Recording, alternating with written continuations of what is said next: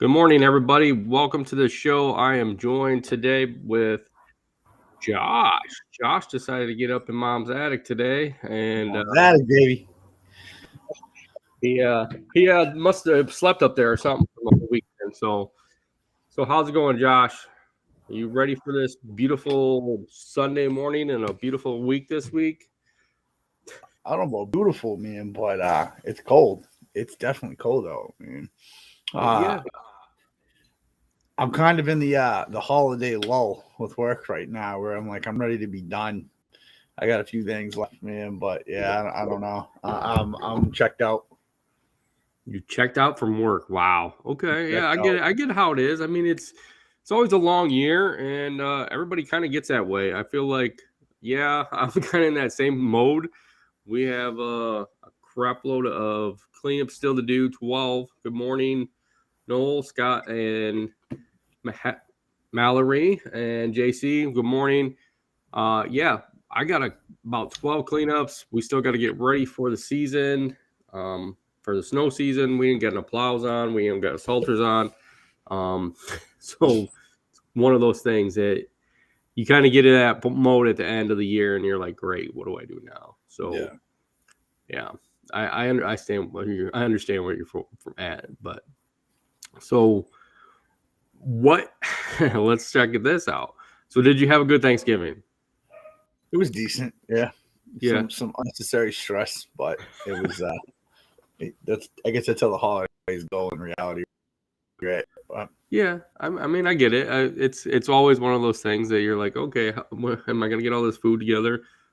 We just kind of stayed home with just our family this year and cooked out and ate, and I mean, I think we still have stuff from Thanksgiving left over. I mean, we've been eating it for 4 days now, so but yeah, I went too hard on. I love cheesecake, and since it's got milk in it, and I'm allergic to milk, it tore me up yesterday. Yeah, so yesterday was not a good day. Didn't feel good most of the day.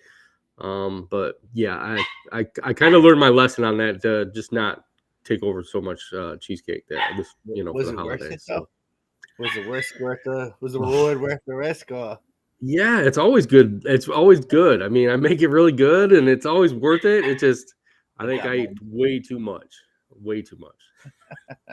You know, being sick and hurting, and it I don't know.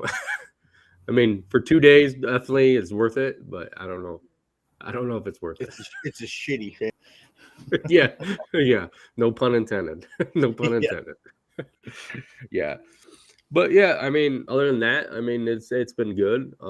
Business this year's been really good, and I know you've had really good business this year too, Uh, up and down. I wouldn't say good. I'd say Okay, decent. Different avenues, okay, different opportunities have come up. That help the direction I want to go. Um, this now I'll say like me and my former were talking about this how we were slow this year. We did about the same numbers as last year with like half the work or whatever, but we also didn't put a single dime. And when I say a single dime, maybe okay, let's say maybe $50 into like Facebook ads in the beginning of the year, but we didn't put any money into advertising whatsoever. And I've said this before on the podcast, where I do believe we're going back to pre-COVID times. Well, we are going back to pre-COVID times. It's just what it is. And what I mean by that is when COVID came, it was a boost to everybody in this industry. If you kind of had your shit together, you were ready to go and you were going to make some money from 2020 to 2023. Um, Things are getting to the point where it's becoming more competitive in the area. Things are slowing down. People are spending less money on their enhancements, their landscape enhancements. Um, so you're going to see more and more people getting those quotes that they weren't getting before. I mean, I was going to houses and quoting $30,000, $40,000 jobs, which typically even myself, I'd be getting a handful of quotes for, and I was leaving with deposit checks before I even had the signed contract, which was insane to me. This year seemed to be a little bit more, I had to shop the pencil a little bit, take things out, maybe not be so fancy with what I'm doing. But if you also look at like airline stocks and reports, this was the heaviest year in the United States for people to travel international. So people are going back to let's make up that time that we lost. But you have that overseas family trip, or that that once every 3-year trip, 5-year trip. So I think we're seeing more and more of that. Next year, I'd be curious what happens. I do think people are going to be a little bit more conservative, but I think it's just going to get back to like 2019, where like you have to put a certain percentage down for marketing. You have to figure out where you have to go. I mean, personally, we didn't have to spend a ton of marketing the past few years because COVID was a blessing. It really just pushed work our way. And I think I got a little spoiled by that and complacent with not having to be like, all right, let me go on here and do my research. Now I'm in the mode where it's like, all right, I'm going to get through the rest of this year, do what I have to do. And coming into January, I'm going to come up with a marketing plan of what I want to attack. Like we've discussed, I have different avenues I'm exploring with the company and trying to go a somewhat different direction. So. Right. And I think that's very important that you always have some different avenues of revenue or different ways you're going to produce your business. I think that's one of the things I've learned over the past is that to be able to offer more services, if you can offer as many services as you can, that's awesome. Or if you specialize in one service and then have that little bit of extra services here and there, I think it helps out in the long run. Have you seen that too? I gotta disagree with you on that, right? Oh, okay. I knew you were going to come on that one. Yeah, well, I have to disagree with that because I even had an uncle that was like, you could be, a guy that does everything and tackle everything and have to have all these fucking tools. Well, I mean, I don't think you should do everything. I'm not going to go paint somebody's house. I mean, but if you offer all, you do want to narrow down. So, like, if you're talking about the umbrella of landscape or lawn, where you cut grass, spring, fall cleanup, mulch, fertilizer, cool, you're in that blanket. That's ideal. But even with that, you see guys have starting to like really condense what they do, and that was my thing where it was like, all right, let me try to condense down what I do, and I got rid of a lot of stuff. But I just think if you have so many services, that's so many skills you have to know yourself, or you have to make sure that you can dial in and teach different people. And you know how hard it is to hire people right now with skilled labor. So how much harder is it to teach a guy how to use a hedge trimmer, a leaf blower, a lawnmower? And it's crazy because I know people with hands like business owners or foremen and supervisors that might listen to this are like, what are you talking about, dude? Like, you should be able to pick anything up. It doesn't work like that. A lot of people have never picked up a power tool. See, I'm seeing more in our area, and I don't know about your area, but we're seeing more to where the customers are looking for that one company that does everything. They don't want that. They don't want to pay that 12 different companies to do the same services that one company can do. And I get that. So, but you can still keep that in an umbrella and not have to have all that investment on your end. That's what subcontracting comes in. Right. Scott, you may only cut the grass and spring and fall cleanups, but you can also source out the fertilizer. Just because they have different people doing it means they still deal with you directly and you manage those people. Pain in the ass maybe on your part, but it's less of an investment and less liability on your end. So do you ever get worried about your subcontractors doing the work that you put out, like the pristine work, and doing that same type of work for you? Yeah, obviously. I mean, I can't bullshit and say no. There's always that worry that like they're gonna come in and not do it right. And I'm sure that there's contractors that I work for that worry about the same thing. But at the end of the day, it's like I don't use randoms. I use people I know or people I know through people I know.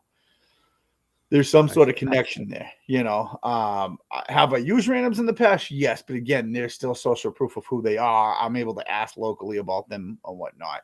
But yeah, that's always there. But that's why I usually have those systems and processes of like, this is how we do things, X, Y, Z. Don't reinvent the wheel of how it's done. This is how we do it.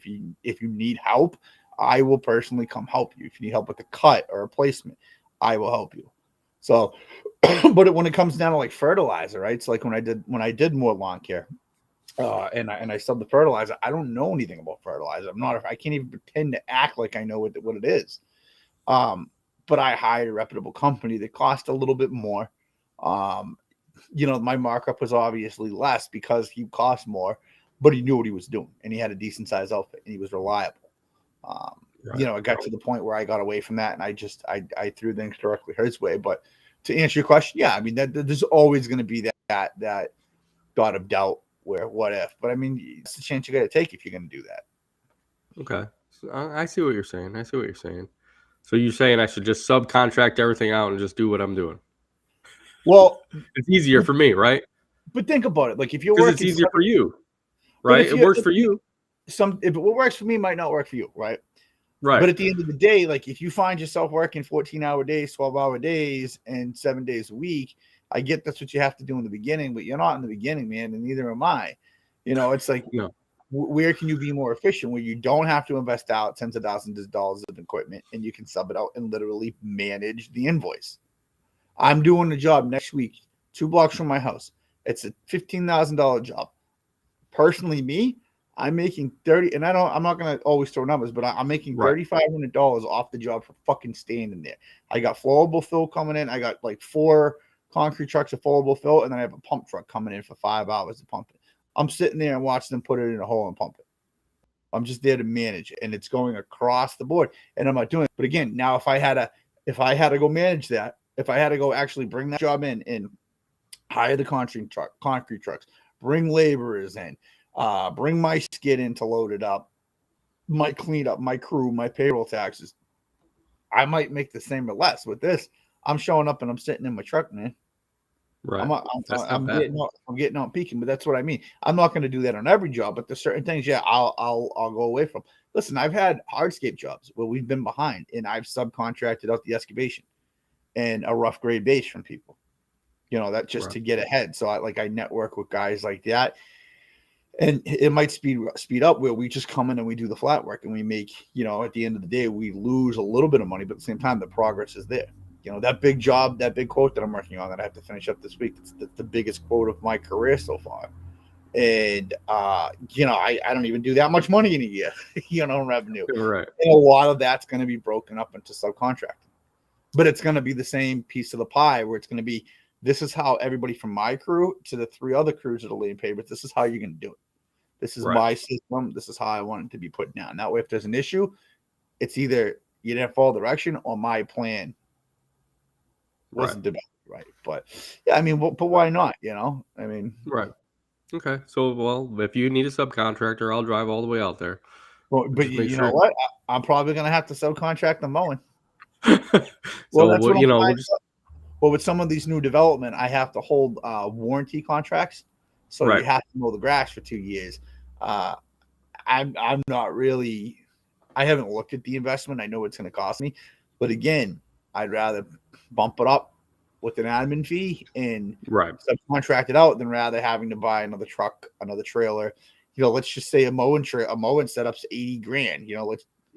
That with a used truck and 2 mowers and body, it's $80,000. For something that I don't do and I don't want to manage. Why not just hire a guy for a contract of $15,000 to mow the lawns there for me, and then make $5,000 a year off it just to pay the admin fees? That's not bad. That's not bad. Right. Well, Uncle Paul Camara, he agrees with you about subbing out. He just subbed out a sod job, so it's available to do that. We used to sub out snow removal, so I kind of know where you're going at.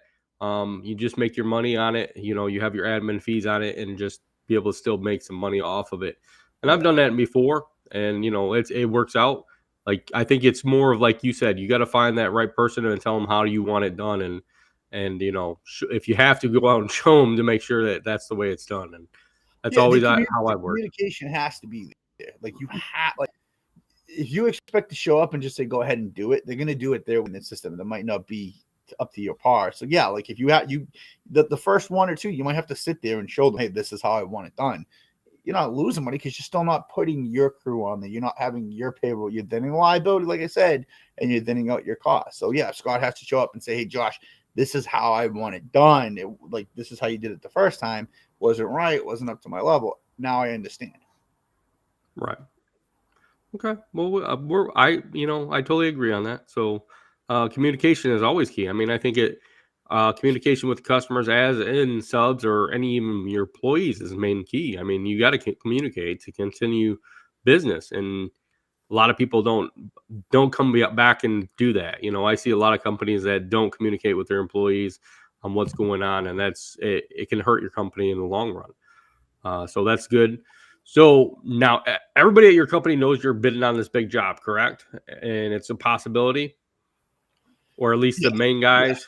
Yeah, I've been excited about it. So I chirp a lot about it. Yeah, I can tell.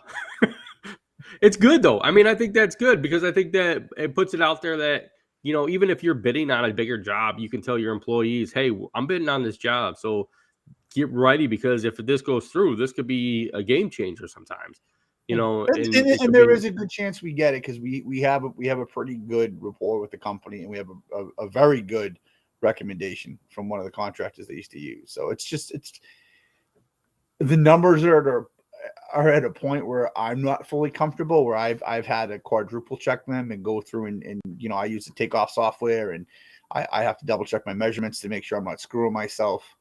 Um, so it isn't, it's intimidating, man. But I think that's why I talk about it a little bit, is just because, like, to throw it out there, because sometimes I'll say something where I go, oh shit, I missed that. Like, yeah. right. But yeah, I agree with you. they all know. Yeah, I mean, I think I agree with you. I mean, when you get that big job, you're always intimidated on, if do I have it the right way? Do I have everything done to the T, so that way I'm making money, I'm not losing money. But there's always that what if, like, if something's not right the way that you expected it to go. Because I mean, I've been in that situation. We've done a big complex that we did a lot of work for. We were out at the property for 2 years, and some of the beds was pure dirt, and some of the beds was stone to plant everything in. So I think it does make a difference on, you can bid it to the T perfectly, but you're always going to have that mess up. So do you add a little bit for that, or do you just take it as it is? No, I am. I'm probably about 20% overage is what I'm going after, and then Okay. and I'm being careful. I mean, if I can promise you one thing, there's mistakes in the estimate. Like, that's 100%. If there's one thing that I know I'm good at and I can promise myself, I made a mistake. And as many times as I measure it, I might read something wrong. I got dyslexia, so I have to be very fucking careful. Like, a lot of it is A1, B1, B2, 3, A2, 3. So it's like making sure that I take the time. Like, I'll show you the thing sometime. I have to take different color highlighters, and each thing has a legend. And like, for a pink highlighter on A3, it's A3 around the map to make sure that I can count and get everything right. Because like, put it this way, on these plans, what you have to realize, they have a legend, and they might say, okay, we're gonna install 80 autumn fire maples, and it might say 80 on the legend, but there might be 90 on the map. So you have to go in there and find those based off what's around to see if there's a discrepancy. Because if not, the discrepancy is on you, because you quoted it based off that without double checking. Those trees bought like $200-$300 a piece. So you have to be careful. So I there's mistakes in it. I know there is, but that's where padding it a little bit and not going crazy is definitely going to help. Right. And I think by highlighting certain things to go with it, that's a good system, because to you, that helps you figure out what goes where and be able to say, okay, I counted everything, instead of just saying, okay, I think I got everything. Hopefully I got everything. Now, I know you're doing the planting, you're doing the brickwork, you're doing the mowing. If you get the contract for 2 years, you're doing the irrigation. Because I feel like that's always something, like, when we go to plant stuff, we're always iffy, because if they have a different irrigation company coming in and doing the planting, we're always like, what? We just did the plants. Are they going to get watered on time? Are they, is the irrigation going to get done? So that was one of the things when we did the big irrigation and planting job at the big complex. We had to make sure that we had it all at once. It wasn't like we wanted separate. We didn't want the mowing. We could care less about the mowing. We were the same way with you. It was more of, sub that out. We don't care about it. We want all the rest of the stuff. So is that something that is included in your quote, and you're subbing out, or they already have somebody for that? We bid the irrigation. We have to. We have to, essentially, all scopes of work for the land. Like, the less you bid on the, in matter of fact, of landscape, you're not going to get it. If you're like, I just want to do the paperwork, unless you're coming in at like $18 a square foot, you're not going to get it. Because if someone comes in and says hydro seed, mulch, irrigation. So yeah, I bet on the irrigation. I have a company that I work with. I don't do commercial irrigation. I have a company I work with that I buy the irrigation from. I send them the plans, the engineered plans, and through the engineered plans, they put together. And I think Site One might do this too, to be honest with you. I'm not 100%. It's not Site One that I use, but most regional or nationwide irrigation companies will do this. I send them the plan, the layout, and you could probably do the same thing with the takeoff software or Google Earth. Mark out the area that you're gonna install the irrigation. I send it back, and then what they do is they send me the plan, and then they send me the legend with all the parts. So it's like, I think when they sent it over, it was something like, and they padded it a little bit. It was like $20,000 in irrigation parts with a little bit of a pad. That's not bad. That's not bad. And I'm assuming they probably padded it by like 25% or so. So it's not Right. horrible. And then what I do is I send that to an irrigation guy that I work with, and then he quotes me up, plus his pad. I make sure he pads. I do have them quote sleeves separate, just because a lot of the times you get there between walkways, the site contractor does put the sleeves in. So then now you're having to dig up all that compacted gravel, install these sleeves, put it back in. Hopefully the landscape architect and the engineer is like, yeah, that's up to par. Cool. Otherwise you got to rip it off. So they do quote, a few thousand over for sleeves and stuff. Right. I think that's a good thing to do. We ran into that problem when we did ours. They didn't put sleeves in certain areas, and what sleeves they said they did were not found. So it was one of those things that it turned around and they had to end up coming back out and ripping up most of the driveway and all the parking lot just to get the sleeves in, because they were in a hurry to get one of the buildings done. So I think that's one of the things that, especially if you're doing irrigation work or if you're quoting it on a new project, make sure that there's sleeves for underneath sidewalks, driveways, between all kinds of different areas. Make sure you got sleeves, because if not, it's gonna definitely screw up your business in the long run. Especially if you go ahead. If you're just a paver guy and you're installing a walkway or patio, put sleeves under it. Charge it to the customer. Cost you $100, couple $100 for how many sleeves you want. You want to make sure you have sleeves for speaker wire, landscape lighting, irrigation, and then they might want to run through. That way they're not ripping up the great job you just did. If you put it in the cabin, so typically what I do is I'll mark out when we put it, 10 feet off this foundation wall, 6 feet up, and put a center mark to where their cap is, so that they can pull right out, pop the cap, and fill it in. It goes a long way rather than having to rip it up a year later when they decide they want to do something else. I think that's a good benefit. I mean, a lot of companies, especially around ours, don't do it, and especially with them adding new concrete. A lot of them are getting new concrete sidewalks and stuff. And I'll tell you what, if they put in the sleeves, it comes in a lot easier to put in the irrigation line or the speaker wire, or, lighting. I mean, lighting's getting more and more complicated and bigger, and a lot more people are getting lighting. And guys that are sitting out there digging forever to get underneath that sidewalk, it's just, it's a pain. It's more time than anything. So definitely, if you're bidding out a sidewalk or something and you're installing hardscaping, put in that sleeve. Go for it. I mean, I think it comes in handy. So I think Josh would agree with that. Yeah, just to cap the last part up. So irrigation, I do have to take. So I am responsible for it, even though it's subcontracting out. So if something goes wrong after the building opens up after a year or two, something goes on, I am responsible for it. So there is that difference there, and I do mark up the irrigation. So if I get a quote of 40 to 60 grand, I'm marking that up probably 15-20%. To play around with it. And like I said, that quote that I got for material is just an estimate. Once you go out there and you get the gallons, the building's not even built yet. Like the footing's not even in or nothing. So once you get the gallons per minute and you can actually check what we need, obviously that list will probably go down. That price will go down a little bit. But I am responsible for that. In the same sense, the contractor is held liable that I hire.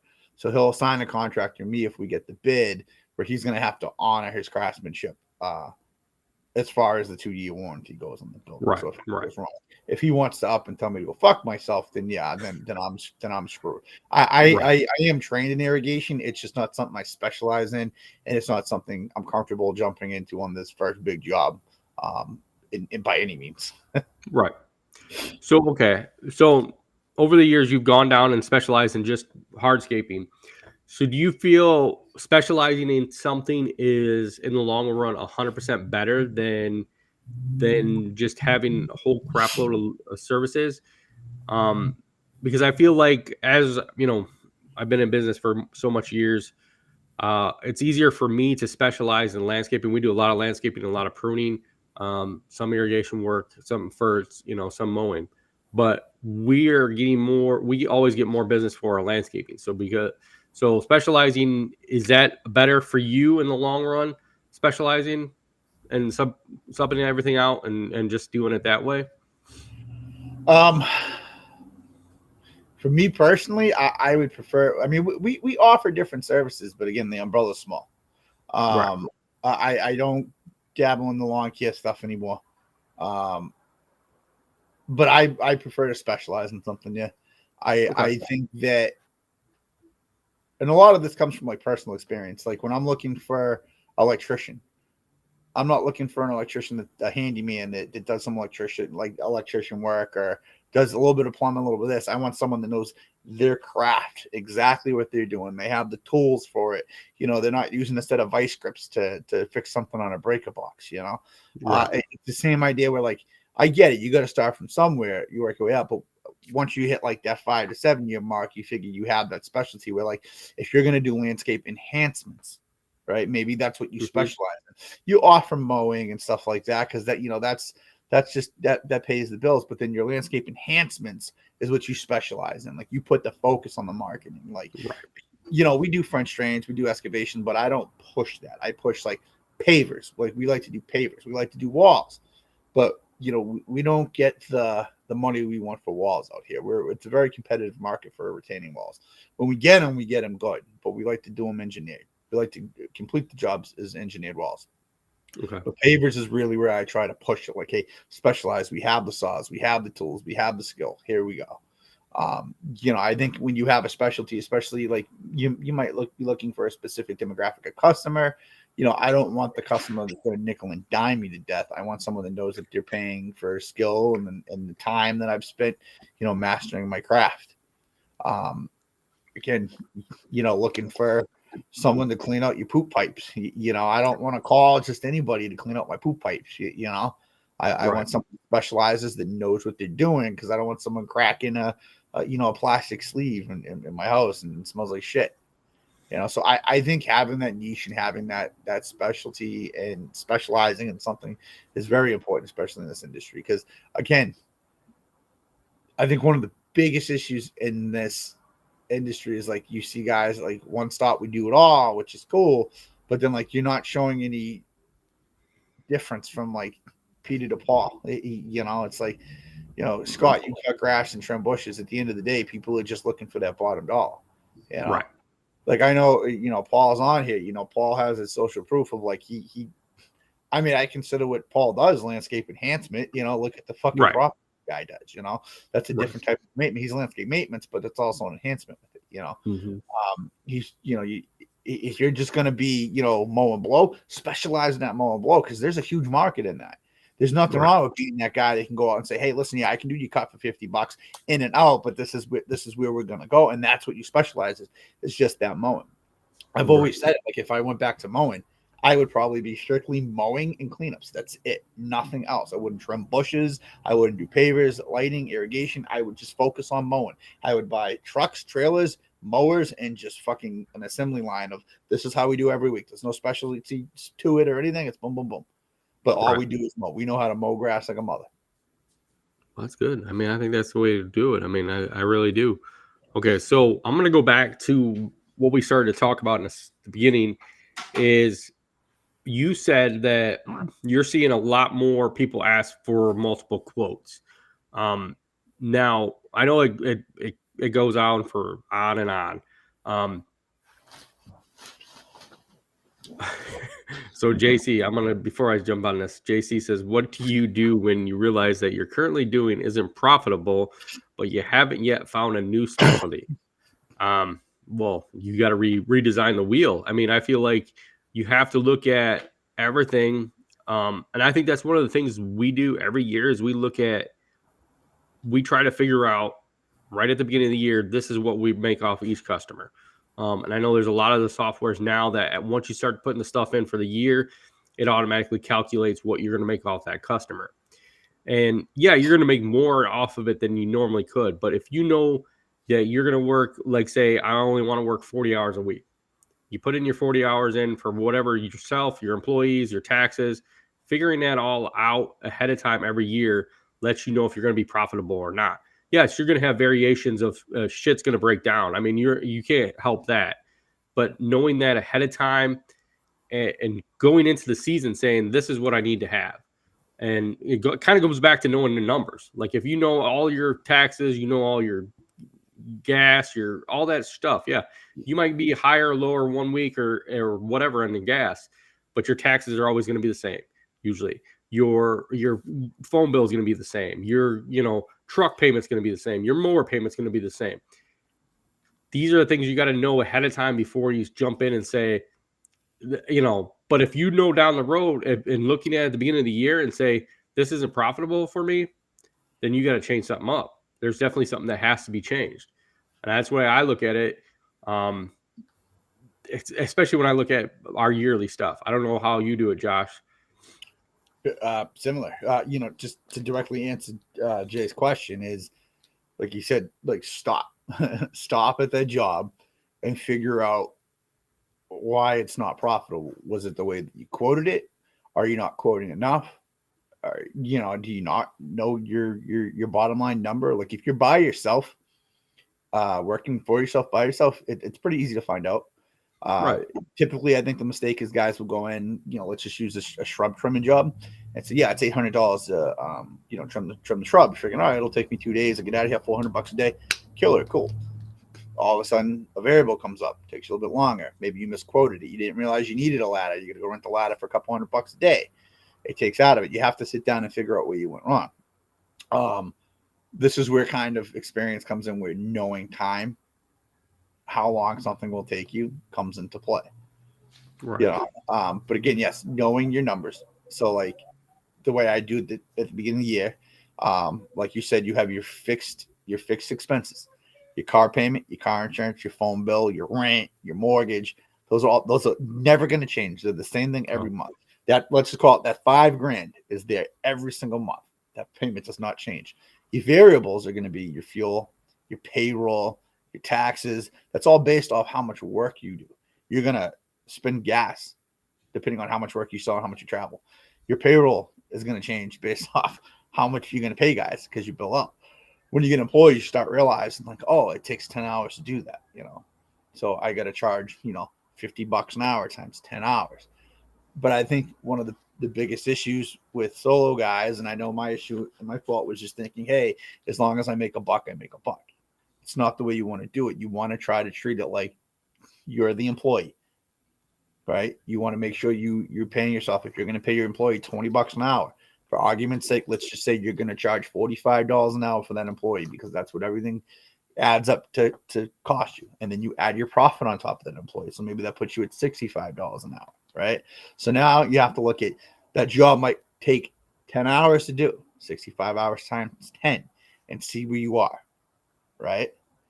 You have your profit, you paid yourself, and your company made money. You should be able to make money there. Now, if there's something that comes up, like maybe it was a Hornets nest in there, or you didn't reach and you had to go rent a tool.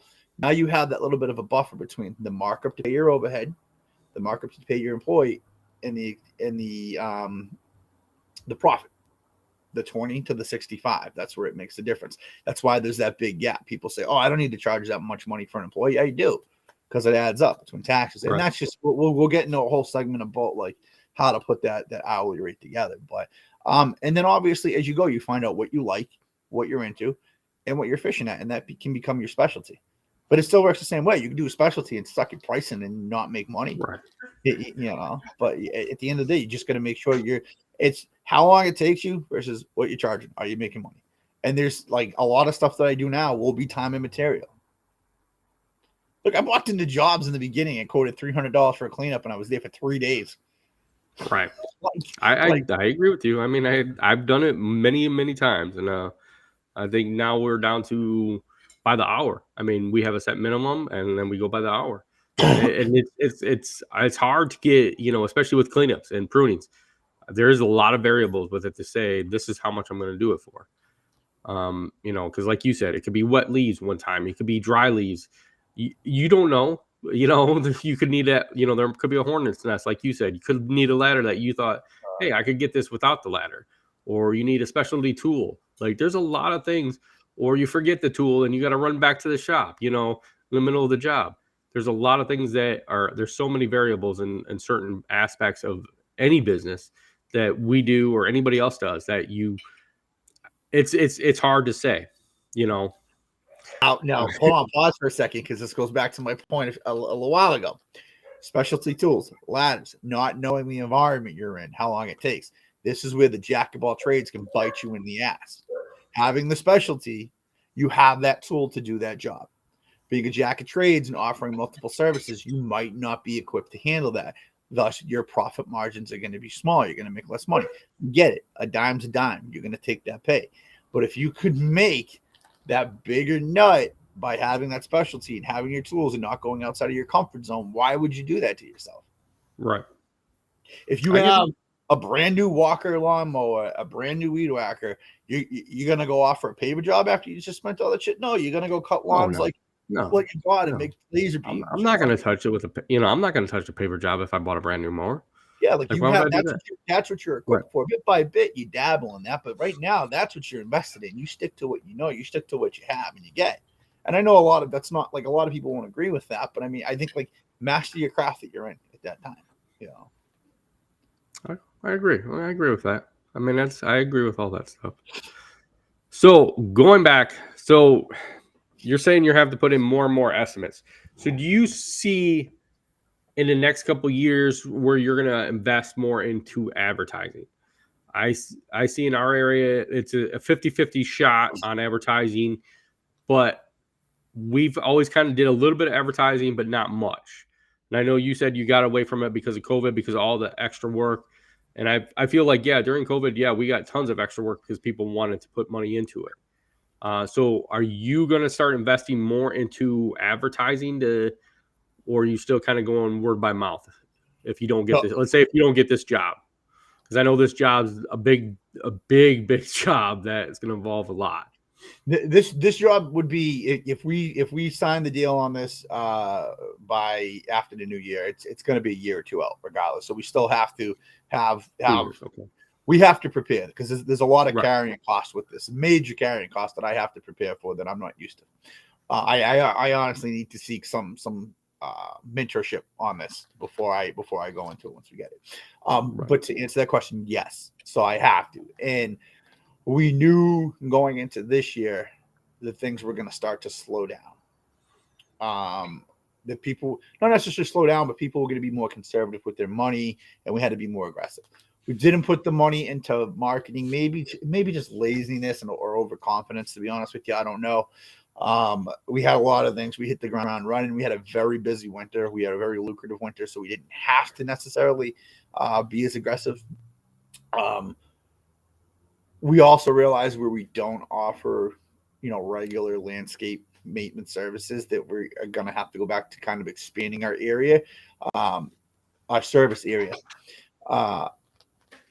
We currently had covered a small area for residential, and we've done great with that.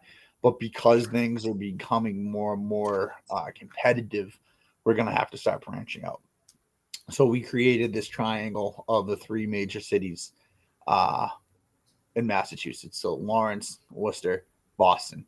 And within that triangle is essentially where we'll cover. Now, will we take jobs everywhere in those areas? No, it all depends on what the numbers are and how busy we are. Getting more and more into construction and landscape development, we're going to have to travel a bit more. The numbers will reflect that. But yes, we'll have to spend much more money than we have on marketing. And I can't get too upset about it because I got lucky with COVID. I mean, I got lucky. I didn't have to spend much, and I made a lot of money during that time, a lot of money, so it was great. Right. And I'm not grateful for COVID, but I'm grateful for the outcome of what it allowed me, the opportunity allowed me, so now I have to suck it up and I have to spend the money. And obviously it's going to be targeted marketing to certain affluent areas. As much as I say those cities, those 3 points are just kind of bullet points. Like obviously when you're in those inner cities, they're smaller, it's going to be more competitive. things are a lot more expensive. So we go inside those areas, which are more like the greater Boston, greater Worcester, greater Lawrence areas, where we can actually target those affluent areas and get the demographic we want. I'm going to take my time.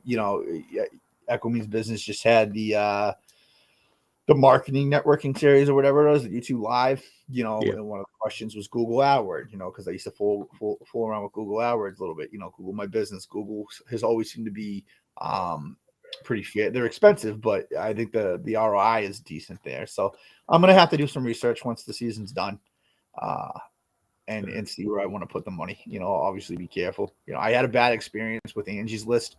Actually, I did spend some money during COVID. I think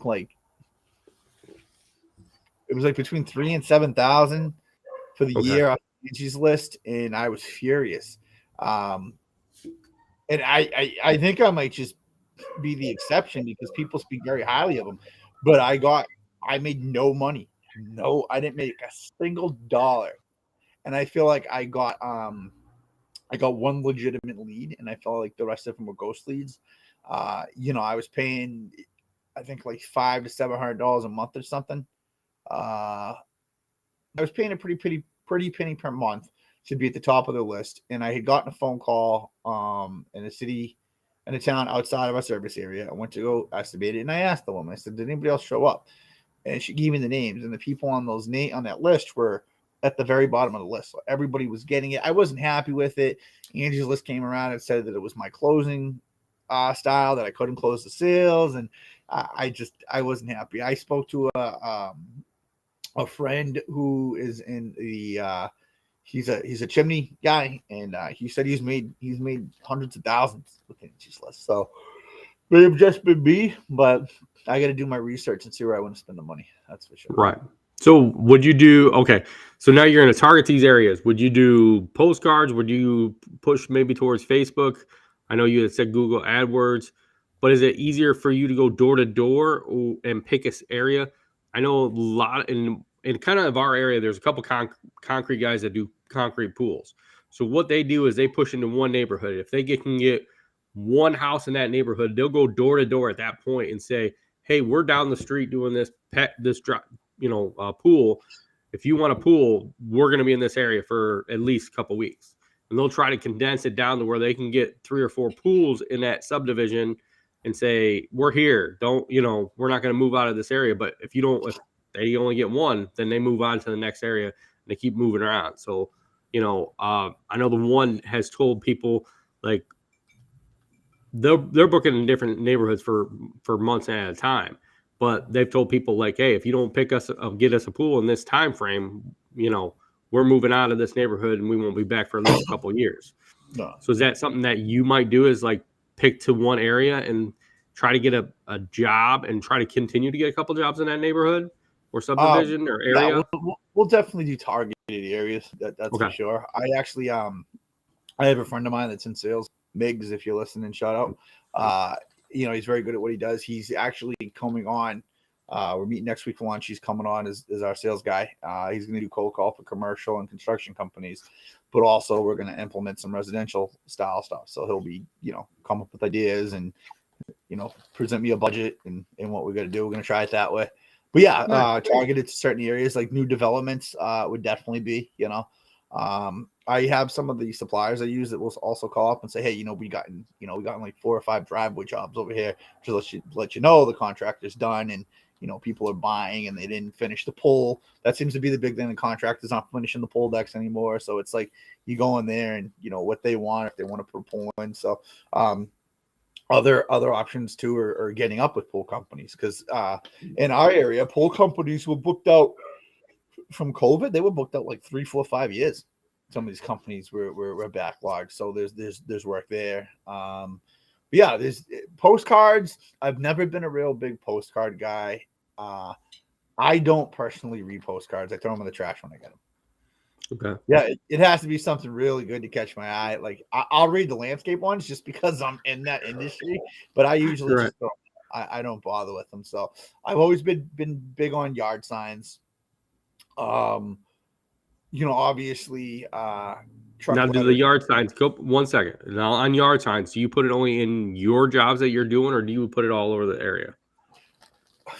I try to put it all over the area, but Okay. in towns we're in, the inspectors are sticklers. So Okay. it's got 3 feet back. They take them down, they rotate them. You know what we used to do when we were mowing is I would always rotate 5 signs throughout the mowing. Okay. Constantly rotate them. So it's something similar like that, where like if I have a customer, you know, I might offer like, hey, like if someone calls me up and live on the main street, they want a power wash job, and say, hey, if I can leave a decent sized sign in your yard for about a month, you know, I'll give you 10% off the job. You know, and you know that's a advertised spot for me. So, did you get a lot off of that when you did that? I did actually, yeah. Okay. Yard signs are actually pretty good for me, you know. And, Okay. So, what's your return on investment on them? Do you say? Return on investment? I think I spent the first year I did it. I think I spent $1,000 on signs, and Okay. I mean, we scored paving jobs. I mean, we probably made like 20 grand off it. Okay. And that's no lie, you know. And not to Right. mention that's just with the hardscapes, you know. That was like 2 jobs or something. And then there was Right. the mowing that we would get off that. There was the all the maintenance. Like it was great. We had really good locations for the signs. Also, we had areas where like the traffic school would back up on a main road, so you'd have to see it, and we would get feedback. I had people that would call us and say, you know, I've been trying to get your number for months, but the number was too small. Sign. I finally got it because they stopped, so we knew to enlarge the sign. Okay. What I want to do this year is we've used just like the typical Vistaprint ones, the 2 prongs that you plug into the grass with the cowboy sign. I want to do like a nice cast iron framed one. Okay. Not cast iron, but like nice black, like Victorian Right. molding and stuff with carbon green on there. What we do, and try it that way, and then still have some of my yard signs in there too, my basic ones, you know. But Nice. I thought that was a decent investment for the ROI. I mean, you know, you throw a couple $100 at those signs, you know. Right. Do you make those signs? What do I do signs? Yes, we did for a while there. We did used to put them in our landscape jobs. We've never done it for total advertisement, but it's more of like we put it in our yards that we do the landscape jobs, and it says landscaping by, and then it has our company name and our number. We have gotten some business off of that, but it's more of like we don't leave them there for that long, because I know like if it's a different company mowing it, it's gone within a week. It's not, they take it down right away. So I mean, if it's a company that we're maintaining, place that we're maintaining, we'll get a couple weeks out of it before we'll go ahead and pull it down. But yeah, I mean we've done signs before, but it's only on our landscaping jobs. So it's kind of like, hey, this was done by us. You know, it's not like, you know, check this company out, because the thing is I look at it more of like, and it's always, we have a couple places that are on a busy high section that there's always companies going ahead and putting their signs saying like mowing here, you know, call us for mowing. And it's like, this is our job. This is our job mowing. You know, I don't want your sign on my job mowing. And I get that you all got to make money, and that's fine, but put it across the street in somebody else's job. Just don't put it on mine. You know, that's the way I look at it, because it's like when I'm out there mowing and they see that sign, they're thinking, oh yeah, that company mows this. No, it's us. It's my company. So I think you got to be selective on where you put it, is where I look at it. One thing, I've mentioned to you guys before, was I've always wanted to do more content for the company. I want to do my own content creation, but I don't have the discipline to do it myself. Like I've tried it, like a day in the life vlog, but like I've been trying to, like, up here in mom's attic, like this is all the stuff I haven't touched since I moved in. Like I've been trying to find my GoPro, you know, because I bought all the gadgets for the GoPro, where like, you know, and I bought that when we were still mowing, to put on the end of the weed whacker. We did a few things, and to like show like the social proof of what we do. So I'd like to do more content for the company across the board. It's not just on social media, but like Google My Business, Yelp, and like the free Angie's listing, all that stuff, and just kind of blow it up that way. Because I do feel like, you know, someone might say, again, that specialty shows up where, like, if you see the cool effects of like cutting on an IQ saw or cutting with a demo saw, the compaction, the excavator digging up, that gets your attention, you know? Right. So I would like to try that across the board. Okay. I think you should. I think it's good to show your customers exactly what you do. And social proof is definitely one of the things I think is getting more popular, to where people can check up and see what actually you do. It's not, I feel like, I mean, yeah, I get a lot of people that come to our website to, find us, but I feel like there's a lot more people going to social sites to actually find you over a website anymore. So The only mistake I think I made with the Carving Green pages was that I think between the two pages, I think I got like a few hundred people to follow. Is that the analytics that come back are going to be false because I have so many pairs in the industry that follow the pages where it's like, what's the true analytics of it? If it's direct to my, like, yeah, obviously if I see stuff that's like, Lawrence, Boston, Worcester, Springfield, I know that that's coming directly. But like, if it's all of a sudden, it's like, hey, you got 30,000 views. Yeah, most of that were like guys that know in the industry that might want to support and watch me, and I guess that helps in the long run. But I'll learn as I go. But I would like to, yeah, I don't know. I want to give it a shot if I can find my GoPro. you should. I mean, I think it would be nice to see. I mean, I've seen some of your work before, so it'd be nice to be able to see the process, and be able to show people the process of how you're doing it. Because I know you have all these processes and sections and how you do it. So, I mean, to actually see it would probably be better. I think you get more business that way, especially the way it's going. So, man, I did my front walkway this spring, and I set my phone down to record it. I was doing the Echo Means Business content of how to install fucking concrete pavers, and I got my mini mic on, and I'm feeling all like a content creator and everything. And I go over, and the fucking phone was full. So I think I got like the first like 3 minutes of me moving everything out with the skid steer, and I never went back to check it. I was furious. And I'm like, oh my god, I was so. Well, at least mad. you got 3 minutes worth. Yeah, man. Yeah, yeah. It sucks because it's like, especially when you're doing that, it's like you got to have the great memory, and a phone works out good. Yeah. GoPros work out good. It's just, you got to have that backup memory. If you don't have that memory, especially a lot of them, it's like you're screwed, because it's like you're but like you said. My phone personally like isn't the place for it. Like I'm one of those, like, I don't know if it'll read it. Look at my email right there. 8,664 unread, 844 notification stuff. So I don't clear my shit. So it's like I'm constantly every week I'm scrambling to like clear my phone's memory space. So yeah, I think I will have to have a conversation on what type of which if I have to get like a Nikon or something. But then I feel like I won't do it if I have to bust out a camera. It's just too much of an effort. I feel the same way. I really do. I feel sometimes like bringing out a camera. Hire somebody. We ain't got the money for hiring people, JC. I feel like bringing out the camera sometimes, it like, I don't know if the customers see it and they kind of like leery about it, or if they know what you're doing. So it's like, I'm always that guy that's leery about bringing out a camera or a camera crew. Like JC said, he wants to hire somebody. So JC, you can definitely hire somebody. It's fine. I mean, but I'm not going to hire somebody for that. I thought about it for a while there because I do know somebody that does it, but it was like, if I do it, I'm only going to do it a couple places and it's going to be done. What's it cost to hire a camera guy? It depends. The camera guy I had, he's a real good friend of the family. He's actually a cousin. So he did a wedding, a reception for us, and he didn't charge us much.